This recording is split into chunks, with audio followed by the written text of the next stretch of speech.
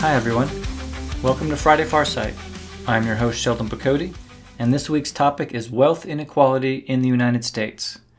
This will be the first trend that we look at, so just a quick word on what a trend is versus the predictions that we've mostly looked at. On the Strategic Farsight website, we have predictions, which are the kind of most basic type of extrapolation that the AI model will do. And we also have trends as the next step above that. And what trends do is extrapolate some kind of number. And so when we talk about wealth inequality, we'll be looking at the Gini coefficient, which is a measure of that. And it does that with the predictions in mind. So whatever predictions have been done up to the point when a user asks for the trend, the model will consider those as fact, I guess, or as preliminary research, and it'll use that to affect the trend. So I've seen this work pretty dramatically or visibly. Initial trends that I asked for before there was much in the database would just be a simple curve, just an extrapolation of present day. But then once we had several things in the database, you would see a curve that was affected by things that are going to happen in the future. So this prediction, not to give too much away, is a little bit negative. So maybe we can hope that as we get more predictions in the database, a future extrapolation of this will point to some potential solutions. I do hope that these long-term studies of the future help us see some of these things coming. This one in particular is pretty obvious. You would think society would take some action sooner or later to do something about it. This is something we should probably explore with the scenario builder on the website, where we could try out different hypotheticals and potential future events to see how things might turn out differently. But for now, I think we're all doing our part by listening to this podcast. Remember, everybody, this is all AI-generated content, from the predictions to the scripts to the hosts. So take it with a grain of salt and don't use it for anything too important. All yours, guys. Okay, let's get going. Thanks, Sheldon. Wow, this one got me thinking, Betty. I mean, imagine a future where wealth inequality gets so extreme it nearly tears society apart. Right? And then somehow, centuries later, it stabilizes? That's the core of the strategic farsight prediction we're diving into today on Friday Farsight, a 475-year projection of wealth inequality in the United States. Yeah, but stabilizes at what point? I saw the Gini coefficient peaking at something like 0.94 by 2080. I mean, that's practically like one guy owning everything and everyone else, stirring his cappuccinos. It does sound pretty stark, Beth. For context, the Gini coefficient is a measure of statistical dispersion intended to represent the wealth distribution of a nation's residents. And it ranges from 0, perfect equality, to 1, perfect inequality. As of 2024, the U.S. was already at about 0.87, up from 0.75 in the 1970s. The top 1% of households, they control around 32% of total wealth, while the bottom 50% hold just 2%. So we're not exactly starting from a place of perfect equity. No kidding. So how do we get from 0.87 to nearly 0.94? What's the doomsday clock ticking us toward that point? Well, it's not exactly doomsday, but it is a pretty stark trajectory. The projection, which Strategic Farsight puts at high confidence for the near term, predicts that the Gini coefficient will rise to approximately 0.93 by 2050. The biggest driver, artificial intelligence and automation. Yeah, I guess we've all been hearing a lot about the robots coming for our jobs, but are we sure that it's not just the same old, neo-Luddite exaggeration like in the 2000s with the World Wide Web, when people were railing about rising inequality, loss of privacy, social isolation from a decline in face-to-face interaction? Right. You can see these things coming, Biff. The deployment of advanced AI systems is expected to disproportionately benefit capital owners over workers.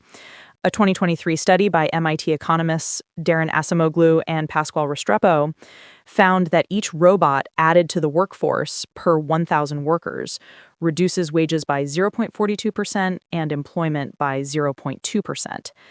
And as AI expands beyond manufacturing into service sectors, that displacement, it's only going to accelerate. So what we're talking about here, it's not just robots, physical jobs. It's everything people do. Like all these millions of people waking up in the morning, rushing into traffic, hauling things, fixing things, sitting on video calls, writing code, feeling important. And they're all, what, living a dream? As in one that's about to end? On the scale of a few decades, yeah, pretty much. And then there's the concentration of AI capabilities. Strategic Farsight notes that it's in the hands of a handful of major tech companies, Google, Microsoft, OpenAI, Meta. This mirrors the railroad and oil monopolies of the late 19th century. AI has high barriers to entry, like computational requirements and data access, potentially creating more durable monopolistic advantages. Right. So not only are the rich getting richer, but the very few companies with the super smart AI are going to be like the new robber barons, essentially. And it's just going to lock in the inequality. That's the concern. Plus, there's a significant policy lag. Historical analysis shows that policy responses to technological disruption typically lag by 20 to 30 years. Regulatory frameworks for AI, digital currencies, and platform economies are still nascent, allowing inequality-enhancing effects to compound. I guess regulations almost have to be reactive, though. When some people say AI is going to be our doom, and other people say we're headed to post-scarcity utopia, well, what do? Pass a law mandating utopia? I'd like to think human beings can anticipate the likely impacts. Me too, but that's not what the article predicts. It basically says that today's trends, they're our destiny. Personally, I'm not so fatalistic, but you're right. Strategic Farsight's medium confidence projection for 2050 to 2100 suggests that the Gini coefficient will peak around 0.94 by 2080. This level approaches the theoretical limit where social cohesion could break down entirely. That sounds, it's just a number, but that sounds terrifying. What specifically drives things to that absolute breaking point? There are a few factors. The biggest one, as we discussed, is technological displacement, where many employment categories become obsolete, even knowledge work. The article also touches on the costs of climate adaptation.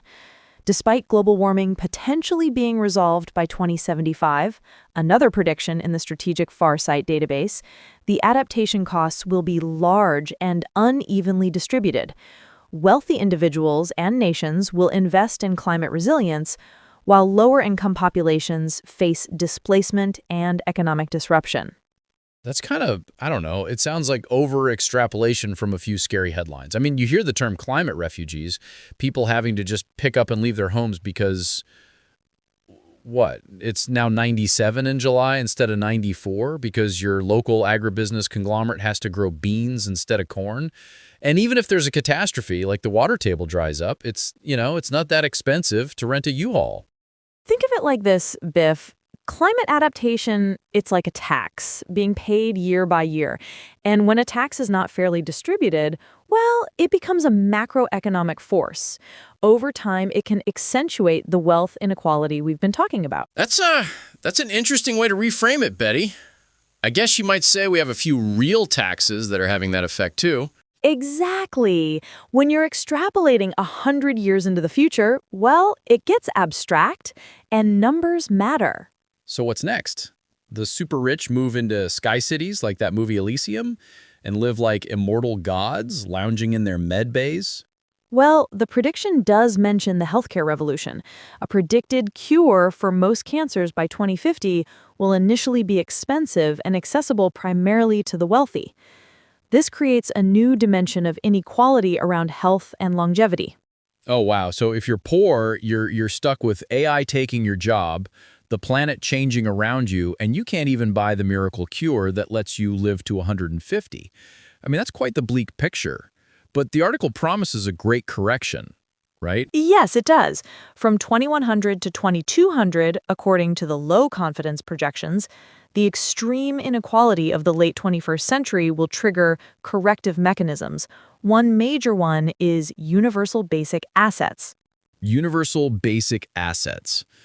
Is that like everyone gets a stock portfolio? In a way, yes. Building on universal basic income experiments, societies will implement programs that provide citizens with ownership stakes in automated production systems. Alaska's permanent fund dividend is a historical precedent for this. The state pays permanent residents a portion of the state's earnings from oil and minerals. It's like, simply by living there, all Alaskans are investors in those industries. Universal basic assets, it's the same idea, but on a bigger scale. It will be about giving everyone a piece of the AI manufactured pie, ensuring a baseline of capital ownership. So it's like, instead of just a check, you get a share of actual businesses? That's a pretty radical shift. Absolutely. And then there's AI democratization. The same technological forces that initially concentrated wealth will eventually democratize. As AI computation costs decrease and open source alternatives emerge, individuals will gain access to powerful economic tools. It's like moving from mainframes to iPhones. Yeah, I wonder what this technology ultimately looks like. Back in the 50s, they had room-sized computers that, don't even compare to my smartwatch. Today, you have these mega construction projects covering hundreds of acres and companies talking about building their own nuclear reactors just to run chatbots. At some point, we're already talking 100 years in the future, these 2020s data centers are going to look like abominations. Precisely. Like prior information technologies, this one is likely to scale down in size and price, reducing barriers to entry for businesses, and likewise putting more capabilities into the hands of individuals. Okay, I get it. But I already have AI on my phone.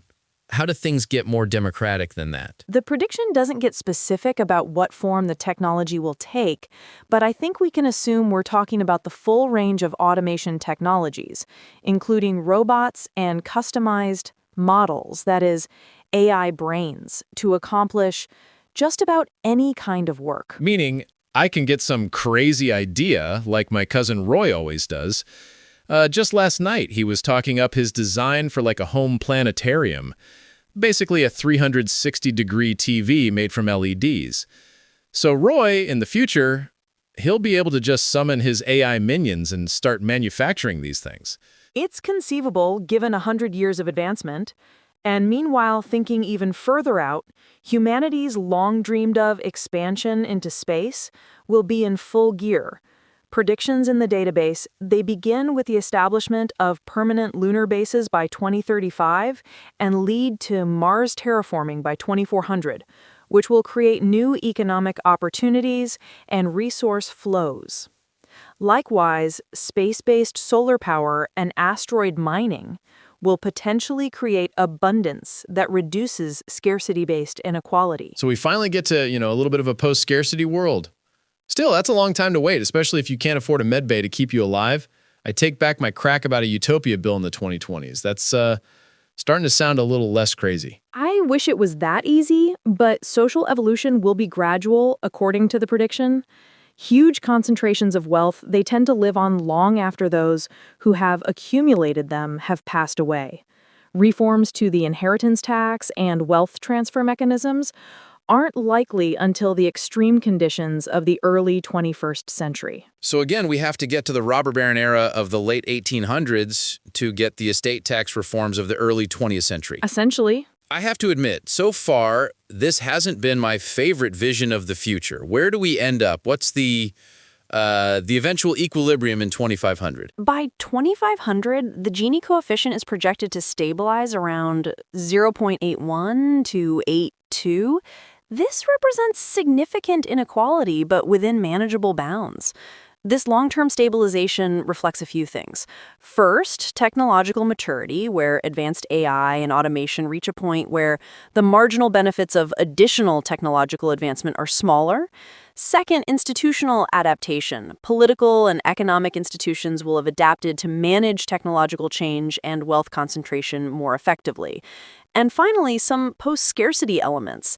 Advances in energy, material science, and space resources will reduce the zero-sum nature of wealth accumulation. That's not exactly an O. Henry ending. Inequality gets so bad it threatens society, then over 4 centuries we almost get back to the egalitarian paradise of 1970s America. It's like we don't even leave the station. I've always figured we'd end up in some sort of post-scarcity world, like the Culture novels by Ian M. Banks, where resources are just not a problem. I mean, this is centuries away. How confident is strategic foresight about this timeline? That's a great question, and it's addressed in the confidence levels. They have high confidence for the near term, 2025 to 2050, because it's based on observable trends. Medium confidence for the mid-century peak, 2050 to 2100, as it involves more speculation about policy responses. But the long-term projections from 2100 to 2500 BIF, they're, highly speculative and depend on numerous assumptions about technology and politics over a 400-year time frame. So it's a bit of a best guess for the end, then. What are the other possibilities, the nightmare scenarios, for example? Well, there's an optimistic scenario where proactive policy interventions and faster democratization of AI tools could prevent the inequality peak from reaching 0.94, stabilizing around 0.85 to 88. Then the pessimistic scenario, social breakdown or authoritarian responses to extreme inequality, could create persistent high inequality states, with the Gini coefficient remaining above 0.90 for centuries. That's still not a lot of deviation from the main storyline. Maybe not, but the prediction mentions that there's always the possibility of technological disruption.